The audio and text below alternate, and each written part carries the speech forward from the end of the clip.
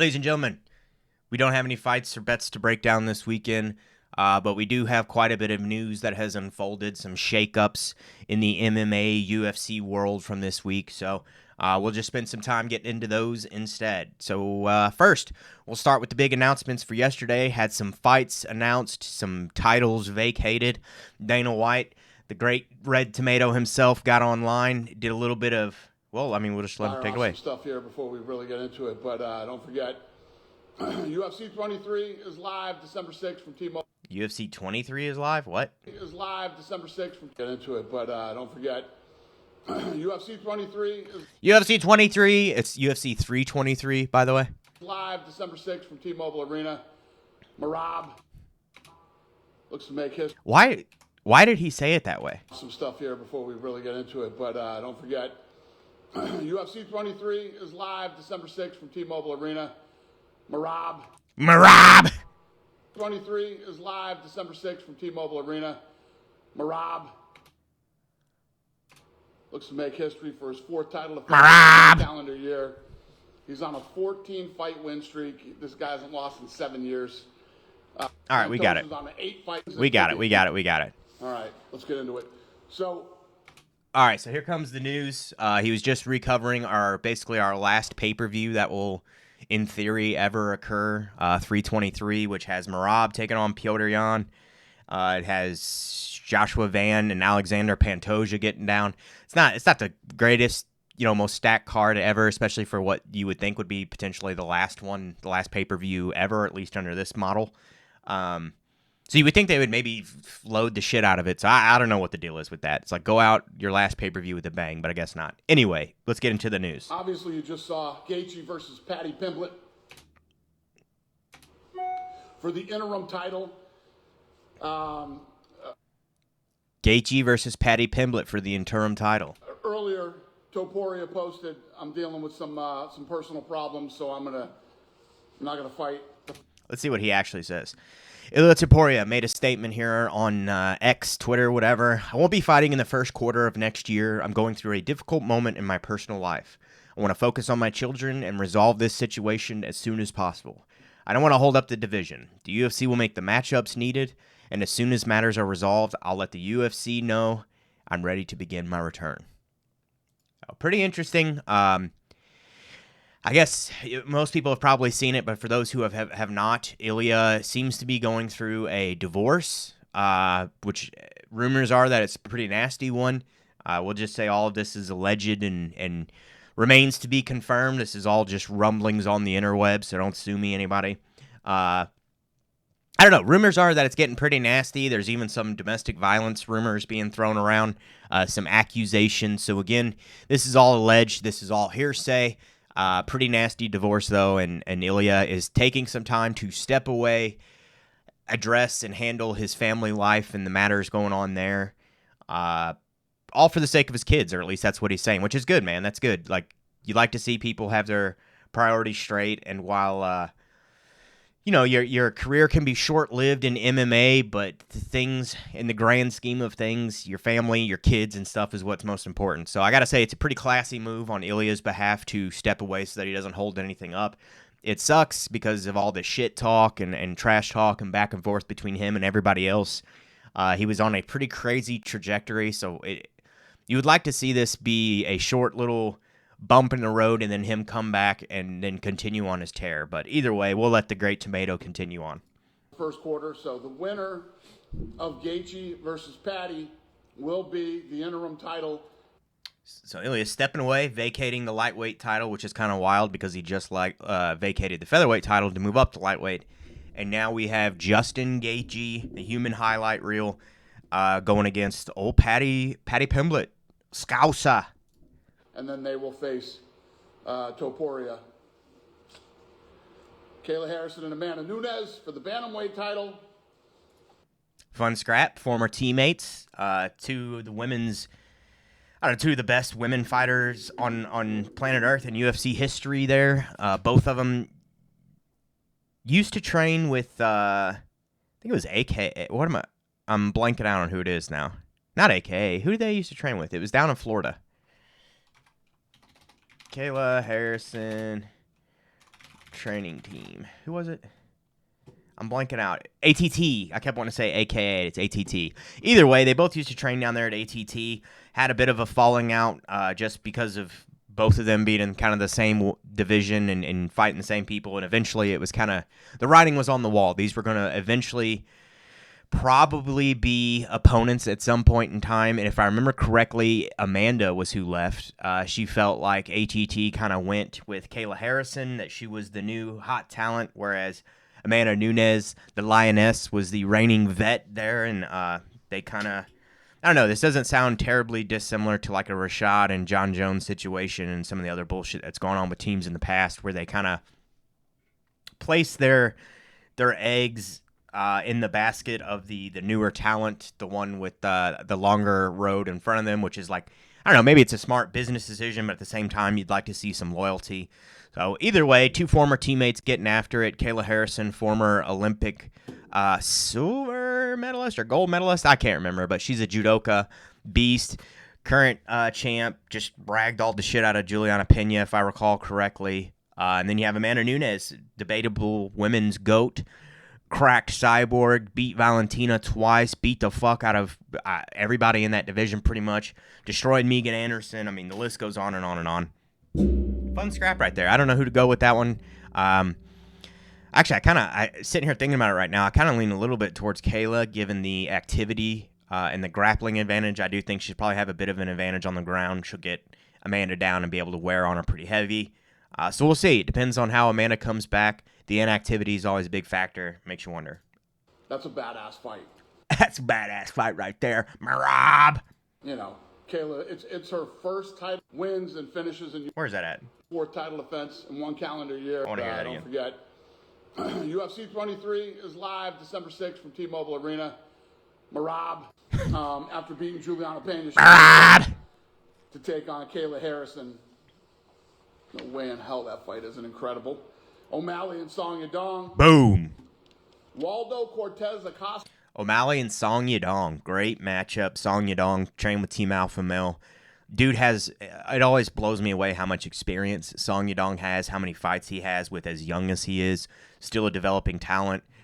Pretty explosive, decent wrestler, high energy moves, decent striking.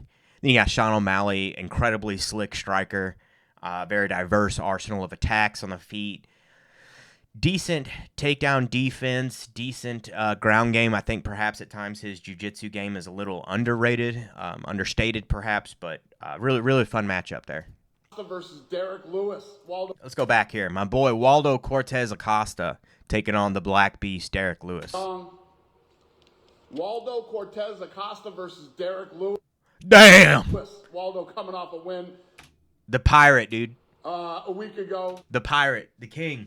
Waldo Cortez Acosta, that's my boy. I watched him in St. Louis. Funnily enough, him and Derek Lewis were on the same card there in St. Louis. I watched these boys get after it. Waldo Cortez Acosta derailed Robelis to Spain here in St. Louis. It was a fucking excellent showing, great fight IQ, working, staying on the bike, working the jab, cracking his straights on Robelis, staying out of the way of the big shots. Not a terrible game plan here to probably implement against Derek Lewis as well. But the Derek Lewis fought Nascimento on that card, was getting dominated on the ground, proceeded to come back and get a big knockout win. So two dudes who fought on the same card here that I got to see live. Pretty awesome matchup. I'm currently leaning a little bit towards Waldo, again, given the activity, the fact that he's still a developing. Dude's got crazy fucking right hand, very, very fast hands for a heavyweight. Derek Lewis probably has the power advantage, but both these guys have power. I'd give Waldo the speed advantage. Fun matchup. Very fun matchup. Took the fight on 2 days' notice. Comes in and wins by knockout, and coming off the eye poke knockout win. Dana's got to touch on that. Got to take a little jab at Tom Aspinall. This guy's having a fucking great year. And, this guy's having a fucking great year. Dana's on one today. Him and Derek Lewis is going to be fun as hell. Arnold Allen and Gene Silva. Great matchup. Gene Silva coming off the loss to Diego Lopez. First big loss in the UFC. Was on an absolute tear. Crazy explosive, high energy fighter again. Going against a guy, Arnold Allen, who's been a little up and down. It seems like Arnold Allen will put a couple good ones together, reaches the pinnacle of the division, and then kind of falls off. There were rumblings and rumors that Arnold Allen was going to go up in weight. I guess that was all bullshit. Half of what comes out of Arnold Allen's mouth is bullshit, so you can't necessarily take what he says to be, the God's honest truth there. I guess take it with a grain of salt. Fun matchup, though. Gene Silva is an absolute monster. I actually think Arnold Allen is probably the better, more well-rounded fighter. I think he might have a bit better of a ground game, wrestling game and stuff, but Gene Silva being so explosive, so fast, it wouldn't surprise me if he catches Arnold Allen and puts him away. Alexa Grasso versus Rose Namajunas. Got a dog in the background. Look at that. Gene Silva. Alexa Look right Grasso here. Some kind of versus pupper. Rose Namajunas. Namajunas! Dana's got a weird cadence and inflection and shit that he's putting on stuff today. But Alexa Grasso versus Rose Namajunas, or Namajunas, however you say it. Again, another fun matchup. Rose, former champ, huge fan favorite, particularly for that division, which was kind of lacking any like real big star power or anything. And then Rose kind of came on the scene, got a couple big finishes, some big wins, and really launched herself into the stratosphere. Bit of a head case. I think that's kind of her biggest detractor, perhaps, from her career, her biggest problem in her career, because physically she's got all the talent. She's got great fight IQ. Sometimes needs to pull the trigger a little bit more. She's had a couple lackluster performances, but has since kind of fallen off, been up and down in her career. Then Alexa Grasso, a couple debatable split decisions that have gone in her favor, kind of bullshit wins over Valentina, depending on where you fall on that argument. But former champ as well. Two chicks, young, both still developing their career, both of them former title holders. So good matchup. A lot of real good matchups. This card's stacked as shit. And just added like an hour ago, 2 hours ago, however long ago, Umar Nurmagomedov versus Figueiredo. Damn! Umar versus Figgy. Another excellent matchup. Umar coming off the win.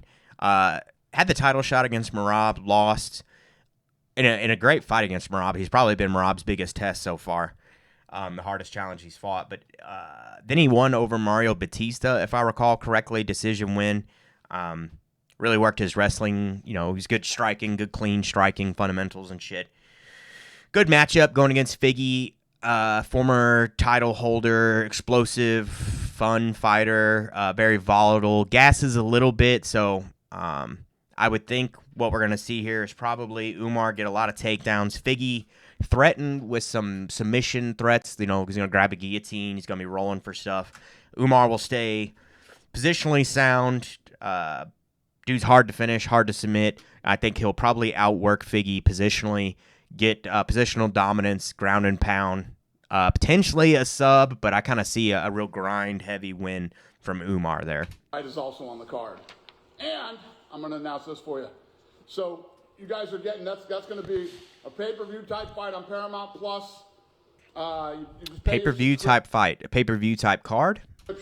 And I say this all the time. If you haven't seen Mobland, and now... Who fucking cares? Ever. Fucking incredible. 1 week later, we have Alexander Volkanovski versus Diego Lopez. The Volk man is back already. Volkster. Alexander Volkanovski, one of our favorites, is coming back to have a rematch with Diego Lopez. I don't know how I feel about that matchup. It's a fun fight. It was one of those the first time they fought where we like both guys. So it's kind of hard for rooting. It's kind of hard to root for any of them. You just want somehow both of them to win, which is obviously impossible. I got the burps here. I don't know, man. Diego's been on a tear. It just doesn't make much sense to me to immediately give him the shot again after this. Now, it's not immediate for him. It is Volk's last fight. There are other people in that division that I think are worthy contenders and challengers who have done just as much as Diego to earn their shots. You have Movsar, Evloev. You have... I can picture him and I can't think of his name. He even made a statement about this and was kind of disappointed. English dude. I'm blanking out on his name. Black guy from the UK who just had a good win. Big knockout, too. I think it was over Josh Emmett. God, why am I blanking out on his name? As soon as I see it, I'm going to be irritated with myself, too. I want to say it was his last fight. Lerone Murphy. Lerone Murphy, and it wasn't his last fight. Yusuf Salal had a fight over 2. But either way, decision win over Josh Emmett. The big KO over Josh Emmett was actually Yusuf Salal, which surprised the hell out of me. But other people, the point being, there are other people in this division who deserve the shot just as much, if not more, than Diego Lopez. So kind of a weird choice there, a bit questionable on that one. Not sure I'd agree with it, but it is a fun matchup, and Diego is a monster. So on Paramount Plus. So that's January 31st, UFC. So you got 2 pretty fucking awesome cards to kick off the Paramount era, if you will, right out of the rip. From Sydney, Australia, Volk versus Diego. Volk fighting in Australia. It's going to be excellent. There's a bunch of other fights on there. I'll tell you later. How's it? Tell you later. Everybody, you guys Marab. good? You having a good Thanksgiving? You got any questions? I think that's about it. Dana's going to get on here and talk some shit. Is live December 6th from T-Mobile Arena. Marab. So, big fights coming up, folks. Big fights coming up. As we mentioned, interim lightweight belt on the line. Here's the card right here. You can see it. Justin Gaethje versus Paddy Pimblett. Interim lightweight on the line. You got the bantamweight title, women's bantamweight title on the line. Kayla and Amanda. Sean O'Malley, Song Yadong, Waldo Cortez Acosta versus Derek Lewis, Arnold Allen versus Gene Silva, Alexa Grasso versus Rose Namajunas, as he says, and Atiba Gautier versus Andre Puliev. Really, really good card to start off the Paramount era, January 24th. Then a week later, we have the Volkster versus Lopez.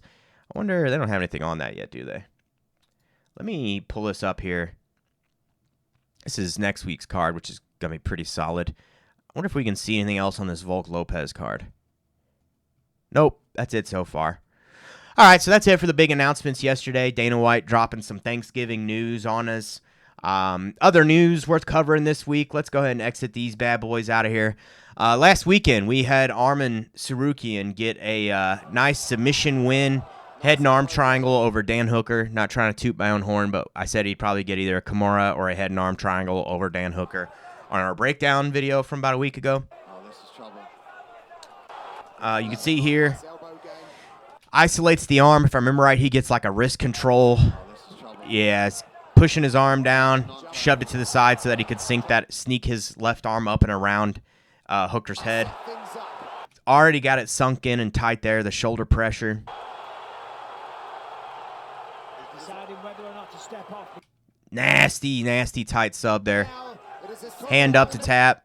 He tries to push his left arm over. Dan Hooker being he tries to push his left arm over, trying to make some kind of gap here in this area because his jugular, carotid, whatever, something in there is getting nice and smashed up his neck. Basically what they do is they take your shoulder meat and kind of mash it into the side of your neck and squeeze the piss out of it, and it shuts everything off there. You can tell he's grimacing in pain. Real tough dude like Dan Hooker, durable guy. You really got to be squeezing like a motherfucker to get him to look like that. Bam. There's the tap. So Arman Sarukian shuts down Dan Hooker. Head and arm triangle. First round, pretty dominant performance up to that point. If I remember right, Hooker landed 1 or 2 good shots. Arman landed a big knee, some good ground and pound. He had Hooker all busted up and swollen in his eyebrows and such. Dominant performance, but one, you would think Sarukian, who was number 1, I think he's still number 1 in the division. Yeah, there you go. Number 1 right next to his name. Gets a dominant performance like that and gets snubbed yet again for a lightweight title shot. You would think if the interim belt is on the line, that old Arman would be getting the shot against maybe Gaethje. I don't know. Pimblett's probably the more marketable one and the bigger selling point at this point. Gaethje was ranked higher, if I recall correctly. But I think Pimblett being the young, up-and-coming talent, the bigger name maybe at this point. It's debatable. Him and Gaethje are probably a toss-up on bigger name, but Paddy's got a growing, rabid fan base. So you would think Sarukian versus Pimblett maybe would be the matchup, or Sarukian versus Gaethje, either way. Sarukian being the obvious insert. But he gets the snub once again by the UFC. I think this all still stems from the mix-up, or I don't want to say mix-up, the shake-up with the Islam fight where he, depending on who you ask, he either missed weight or hurt his back, pulled out like the day before the fight, and then on short notice, old Renato Moicano had to step in, save the day, and get obliterated by Islam. So It's going to be a hot minute, I think, before they put Sarukian in another title spot where he can ruin an entire card and derail again. So you get that big win.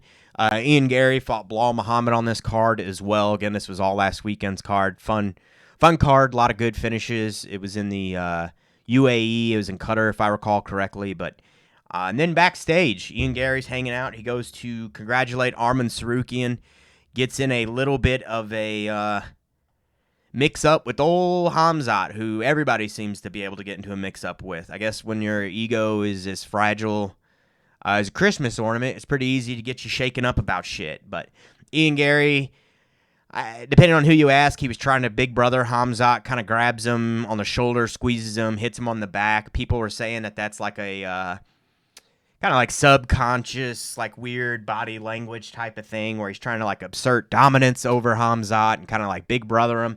Khamzat ain't having it. Let's just see it. So Ian slaps Khamzat on the back. You can hear that chat chat. Slaps him pretty hard on the back. Squeezes him. Khamzat slaps the shit out of Ian Garry. Ready to go? Ian looks at his wife, asks, "Hey, you ready to go?" Now you notice, look in the background here, you'll see this security guy kind of slide himself in there, which fantastic situational awareness by the security guard here. Give this guy a nice fat Christmas bonus because he saved old Ian Garry from potentially getting the shit beat out of him. You see old dude kind of insert himself. Khamzat with the smirk on his face, making eye contact with Ian Garry. Boom. Stiff arm to the chest. Boom. Hits him. Shoves him back. Arman comes tearing in there, tries to split him up. Hey, back up. Khamzat, I'll fuck you up, bitch. I kill everybody. I shove everybody, get everybody in crucifix and punch them in the eye. Boom. What a weird fucking situation. Let's see it all uninterrupted. I'll shut up here.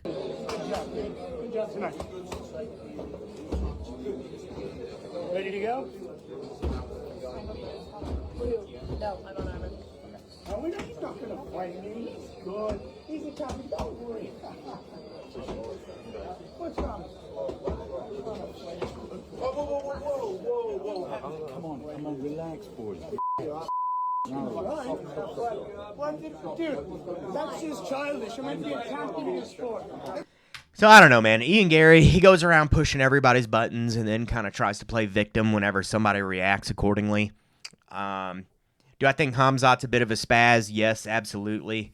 Do I think Ian Garry's also a bit of a shit stirrer? Yes, absolutely. You can't go around acting like that and then get upset whenever somebody checks you on it a little bit. Do I think Ian Garry actually meant anything by this weird big brothering? Yeah, kind of. He does a lot of this weird kind of higher than thou, like demeaning kind of shit. He just does this stuff a lot. He says weird things to people and kind of acts weird and acts like he's this prodigy slated for greatness and all this whenever he goes out here and gets, I don't want to say gets the shit beat out of him, but he gets beaten by like Shavkat and stuff like this. Had a competitive fight with Bilal. It wasn't like he went out there and really just beat the brakes off Bilal. So it's like, man, I don't know. The ego on this guy is just incredible. And then he runs into a dude with maybe equal parts ego and Khamzat Chimaev, who also has zero self-control. So not surprised this situation went down. I think both parties are a little bit in the wrong here. Khamzat perhaps more than Ian Garry for the shove. But Ian Garry also goes around starting shit. So, more news. Khamzat making news twice in 1 week. Old Johnny Bones Jones is in Chechnya, apparently hanging out with Kadyrov and all these guys, you know, big classy fucking crew there, a bunch of warlords. I guess I thought we had the video pulled up, but we'll find it here. Khamzat and Jon Jones playing a little bit in the street, doing a little touch grab, little touch butt in the park, moving around here. That should give you some perspective for how fucking big Khamzat is. The middleweight champ with the current, well, he was heavyweight champ, term, whatever. Lightweight goat, or light heavyweight goat, but Khamzat's locking up with him here. This clip was all over the place. Khamzat getting a body lock. Jon Jones screaming like a woman, being fucking dramatic the entire week he's been there. Every video I see of Jon Jones while he's been here has just been him hamming it up. I get that he's trying to be a good guest and everything, but it's like, there was a video, Jon Jones, how do you like the food?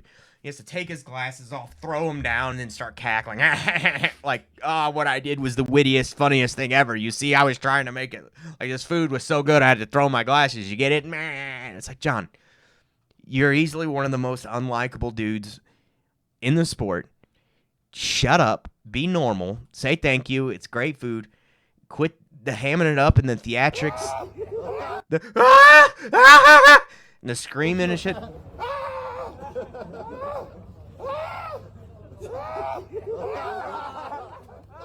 Boom, body lock. Takes him down. Khamzat wrenches him to the side. Now, people were making, I think, a little bit bigger of a deal out of this than perhaps they should.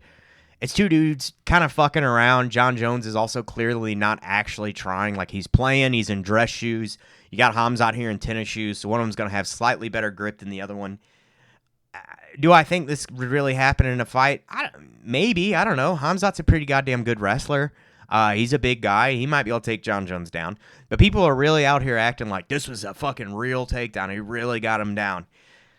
Jon Jones is dicking around. He's probably wasted. Who fucking knows what kind of head space he's in. But I really do think people are making way too big of a deal out of this. And then proceeds to run off. 2 times in a week for old Khamzat making the news. Who knows? The week is young. It's only Friday. We got 2 more days. Perhaps Khamzat can make news yet again. But he gets Jon Jones down. Body lock. Kind of yanks him off to the side. Gets a nice little takedown. We'll close those out. We got Ilia's statement. Then the last but not least, we have a little bit of a crypto mix-up. The old crypto space. The old dirty crypto space. So we got Conor kind of going after Khabib here, making some statements to him. Apparently, Khabib was selling a papaka, however the fuck you say it. He was on some group on Telegram selling his hat, his papakas, however you say it, selling it as an NFT online. People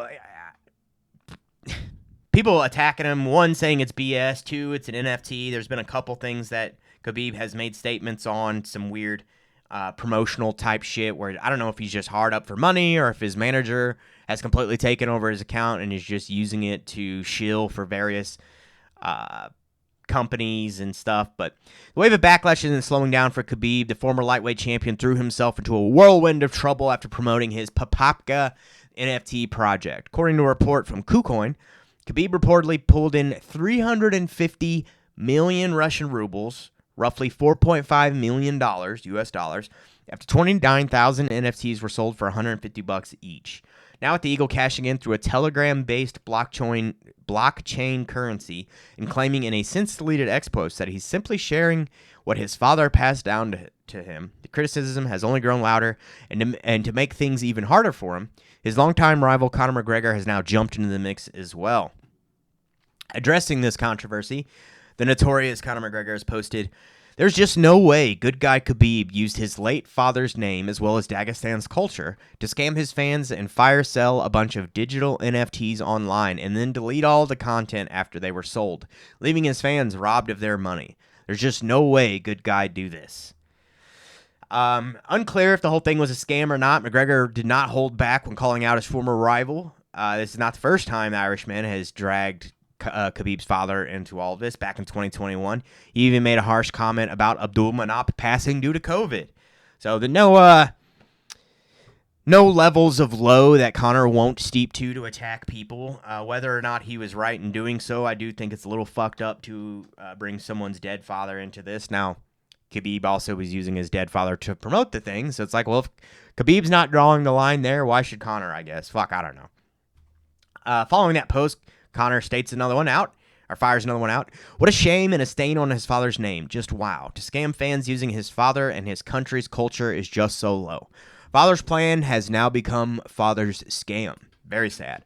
On the opposite side of this, it was great to see Islam Mack honor his own father by putting the double world titles on his shoulders and saying, "There's not many fathers of double world champions." Truth. So basically, he's just hinting on that Islam after he won his double belts there, got his welterweight title, put them both on his father there, much like Conor did, which, good to see him pay respect to his pops. Khabib and company did make a statement saying that basically there were still people reaching out to them for those Papaka NFTs, which is why they took it down. Didn't want people to still think that they were available, being sold still. So took it down. I don't know, dude. Think about it what you will. The NFT, the crypto game is a dirty space. A lot of people doing rug pulls and making money off of idiots, unfortunately. I mean, there's no real way to put it. So whether Khabib's doing that or not, I don't know. I can't say. I wouldn't say. It just seems awfully weird, awfully suspicious, and kind of tasteless, if nothing else. But that's not to say Conor McGregor is not without his own controversy, of course. The guy's steeped in it. Earlier this year, Conor McGregor also dipped his hand into the cryptocurrency game. In a surprising reveal, the former two-division champ announced his new venture, the Real Token, and launched a 28-hour pre-sale with a minimum target of $3.6 million. As fans immediately started questioning whether McGregor's new project had any real shot at success, things took a hard turn. On April 6th, the developers admitted they couldn't meet the pre-sale goals they were hoping for. In the 24-hour window, they only generated $392,000, just over 10% of their minimum target. However, it didn't even clear their backup benchmark of a $1 million pre-sale. In the end, they only managed to sell 60 million tokens out of a total supply of 2 billion. After the collapse, the Real World Gaming team took to X and announced, "We need to be real. We didn't hit our minimum raise. All bids will be refunded in full. This is not the end." They insisted the project isn't dead. It's hard to ignore the trend, though. UFC fighters jumping into the crypto world haven't had much luck. Neither Khabib nor Conor managed to build anything close to a successful online currency business. Pretty interesting. A lot of dudes getting out here in this game using their name to basically cash in, make some dough. Pretty tasteless, pretty shitty. But that is about it. That's it for the MMA news this week. Today, we've got big announcements. Paddy Pimblett, Justin Gaethje for the interim belt. Kayla Harrison, Amanda Nunes. We've got, of course, Marab, Petr Yan coming up. Diego Lopez versus Volk 2. We've got crypto scams. We've got Khamzat shoving Ian Garry backstage, being a dickhead. We've got Khamzat taking down Jon Jones. A lot of news worth covering this week. Hope everybody had a good Thanksgiving. Throw me a like, comment, follow, subscribe, help a brother out. And we'll be back next week with some more fight breakdowns. Peace out, folks.